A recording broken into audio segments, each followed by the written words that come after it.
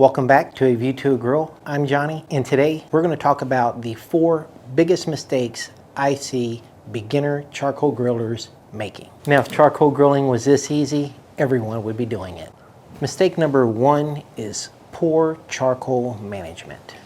When it comes to charcoal, you should always have some on hand, and the best time to buy charcoal is during the summer holidays when Lowe's or Home Depot's or your big box store has it on sale. Stock up so you don't run out. I grill 4 or 5 times a week, so this doesn't really last me that long. Also, with charcoal, I see a lot of beginners using lighter fluid. I would recommend not using lighter fluid. Instead, get a charcoal chimney starter. I use a Weber charcoal chimney starter, but there are several brands on the market that you can choose from. Another thing with charcoal, I would recommend that you reuse your charcoal. Before every cook, I will move the charcoal around to knock off the old ash and then reuse that in my next cook. I'll start off by placing brand new charcoal on the bottom of my chimney starter to prevent the smaller used charcoal from falling through the holes. And then once I have all of the used charcoal in the chimney starter, I'll top that off with new charcoal. In this case, I have a very small amount of B&B char logs, so I'll just top it off with that. Now, one of the things that I hear a lot is that people just don't have time to grill after work. What if I told you with a good grilling routine that you do have time to do this after work? Number 2, not having a grilling routine.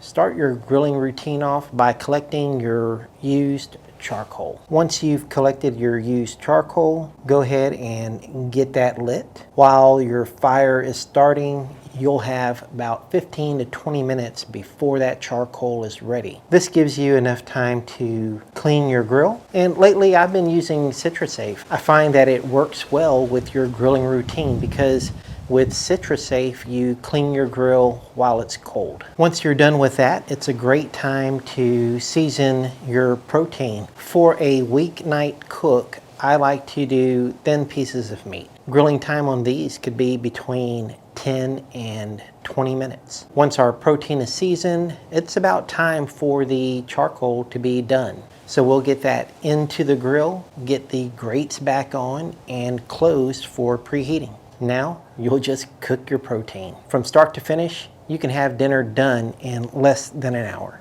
Beginner mistake number 3 is cutting into your protein to check to see if it's done.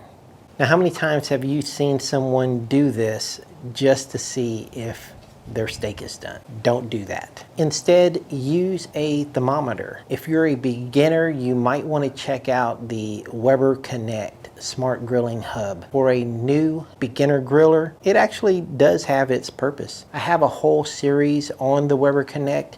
If you want to check that out, click the link above. There are other thermometers on the market that are great. I personally like the Inkbird IBT 4XS. For me, this is my go-to thermometer. If you're on a budget, grab one of these instant read thermometers. They are inexpensive and they work well for thin cuts of meat. Mistake number 4, not having a post-grilling routine.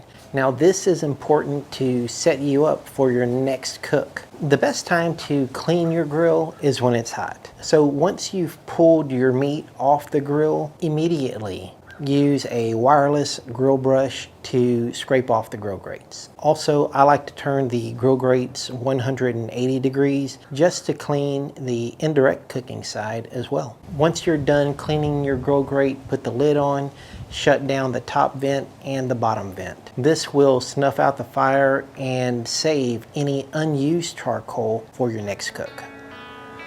I hope this helps you planning your next grilling session. Thank you for watching A View to a Grill, and if you haven't already, please consider subscribing to my channel. I'll see you next time.